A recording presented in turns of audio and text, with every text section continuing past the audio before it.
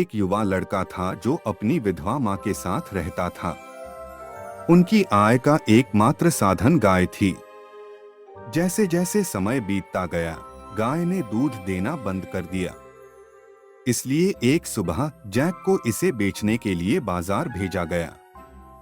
बाजार के रास्ते में उसकी मुलाकात एक बूढ़े व्यक्ति से हुई जिसने उसे गाय के बदले में मैजिक बीन्स देने की पेशकश की।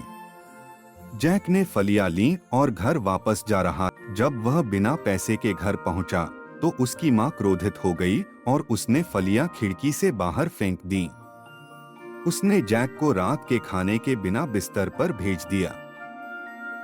जब जैक सो रहा था, फलियां एक विशाल बीनस्टॉक में बदल गईं। अगली सुबह जैक बीनस्टॉक पर चढ़ गया और आकाश में ऊंचे स्थान पर पहुंच गया। वहां वह एक सड़क का अनुसरण करते हुए एक घर की ओर गया जो एक विशाल व्यक्ति का घर था।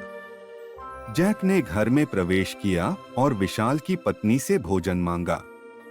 उसने उसे भोजन दिया, लेकिन विशाल व्यक्ति वापस लौटा और उसे महसूस हुआ कि पास में एक मानव है। मुझे एक अंग्रेज के खून की गंध आ रही है, चाहे वह जीवित हो या वह मर जाए। मैं अपनी रोटी पीसने के लिए उसकी हड्डियों का सहारा लूंगा, विशाल व्यक्ति ने दहाड़ते हुए कहा। हालांकि जैक को विशाल की पत्नी ने छिपा रखा था। जैक ने विशाल आदमी को अपने पैसे गिनते हुए सुना। जैक ने सोने के सिक्कों का बैग चुरा लिया और बीनस्टॉक के नीचे भाग गया। अगली बार जैक विशाल आदमी के घर गया और उसने उस विशाल आदमी को एक मुर्गी के साथ देखा जो प्रतिदिन एक सोने का अंडा देती थी। जब विशाल आदमी सो रहा था, जैक ने मुर्गी चुरा ली और अपने घर लौट आया।